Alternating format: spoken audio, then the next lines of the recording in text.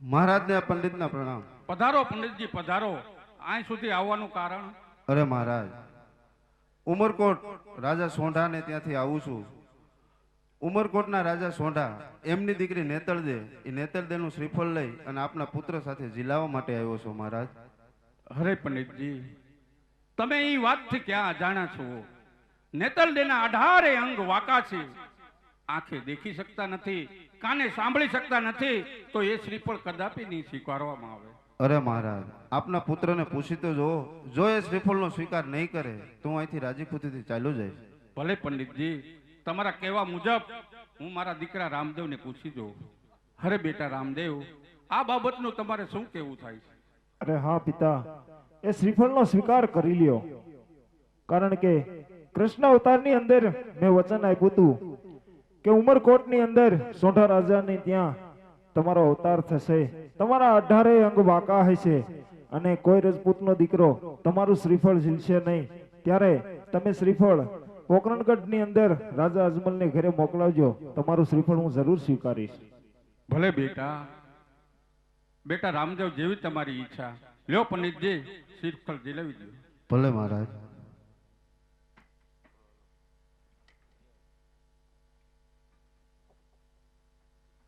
એવા સોનેરી નાળિયેર ઝીલો રામદેવજી, સોનેરી નાળિયેર ઝીલો રે, સોનેરી નાળિયેર ઝીલે રામદેવજી, સોનેરી નાળિયેર ઝીલે રે.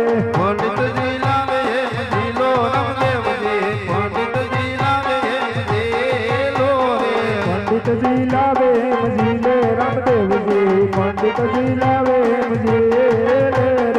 પંડિતના માન તમ રાખ્યા રામદેવજી, ગુરુદેવના માન તમ રાખ્યા રે, પંડિતના માને અમે રાખ્યા પંડિતજી, ગુરુદેવના માને અમે રાખ્યા રે.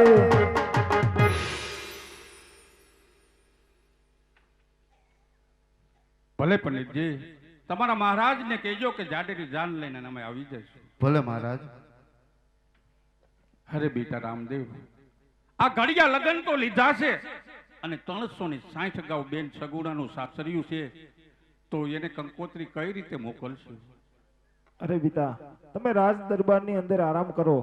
ત્યાં હું રત્ના રાયકાને બોલાવી અને બેનને તેડવાની વ્યવસ્થા કરું છું. ભલે રામદેવજી. હરે વીરા પ્રધાન, રાજમાં રત્ના રાયકાને બોલાવો. હા મહારાજ.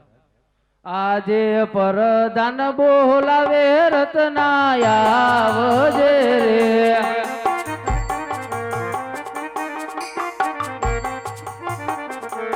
આવજે રાજને દરબાર, આવજે આપણે દરબાર. પરદાન બોલાવે રત્ના આવજે રે.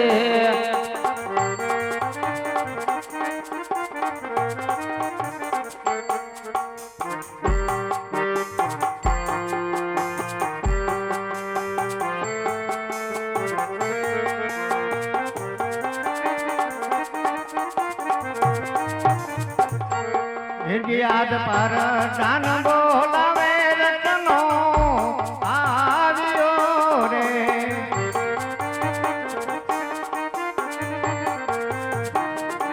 આવ્યો કાંઈ દાનો ને દરબાર પર દાન બોલાવે રત્નો આવ્યો રે. અરે પ્રધાનજી, રાજની અંદર મારા શું કામ પડ્યા? આપણા મહારાજ બોલાવે છે. અરે મહારાજને પ્રણામ. બોલો પધારો મહારાજ. પધારો રત્ના, પધારો. અરે મહારાજ, અટાણે બોલાવવાનું કારણ? અરે રત્ના, અત્યારે રામદેવજીના ઘડિયા તોરણ લીધા છે, તો તમારે બેન સગુણાને તેડવા જવાનું છે, તો તમારી પાસે સાંઢળીઓ કેટલી છે? મારી પાસે તો 7 વીહુ છે. 7 વીહુ. એમાં હારામાં હારી? હારામાં હારી 2 છે. 2 માં કઈ કઈ? તો સાંભળો મહારાજ. એ પવન વેગની હાંડ છે મારે, કંઠે ઘૂઘર માળ.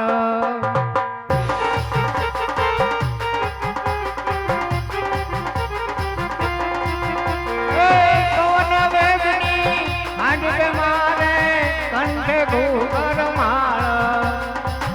આ કાર્ય ભાઈ આકાશ ચડે ને પાણી પીવે પાતાળે.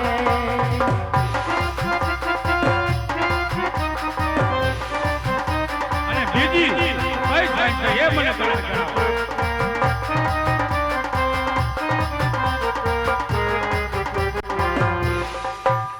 અરે મહારાજ, એક પવન વેગી છે અને એક મન વેગી છે.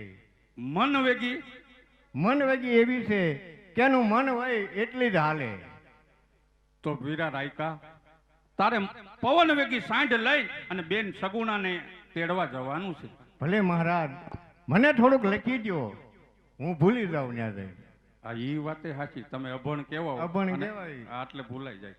બેટા રામદેવ, રત્નાને કંકોત્રી લખી આપો.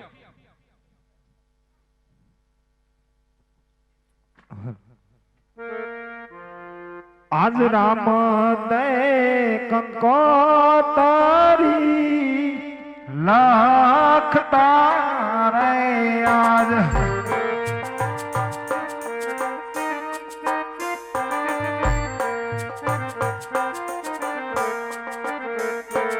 અને દેજો કાંઈ તેની માને હાથ વીરા મારા.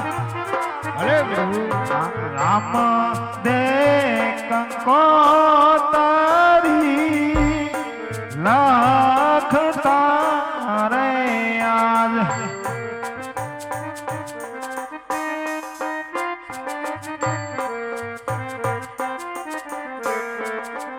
આજ 20 વરહોના વાળા વાઈ ગયા રે આજ.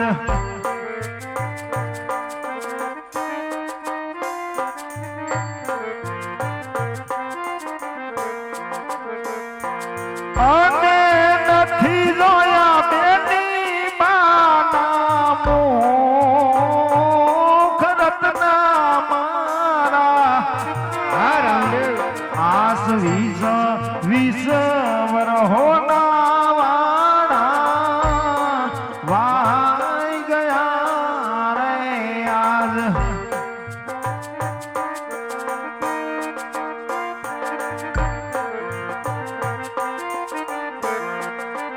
આજ દેજો રે સંદેશો રત્ના રામનો રે આજ.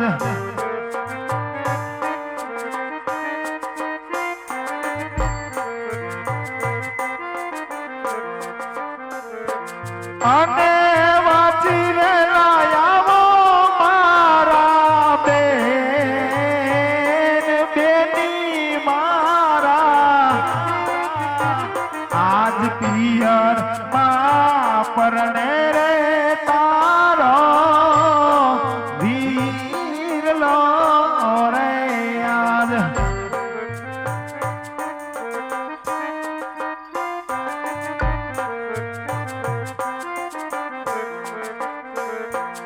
અને લગ્નમાં પધારો મારી બેન બેની મારા. આજ દેજો રે સંદેશો રત્ના રામનો રે આજ. દેજો રે સંદેશો રત્ના રામનો રામનો રે આજ. ભલે હું બેનને તેડી અને વેલોસર પાછો આવી. અરે રત્ના, ક્યાંય પણ તને સંકટ પડે ત્યારે મને યાદ કરજે. હું પલવરામાં તારી સામે આવીને ઊભો છું રત્ના. ભલે રામદેવ, જ્યાં મને સંકટ પડે ત્યાં હું તમને સમરીશ, પણ રાત હાજર થજો. હા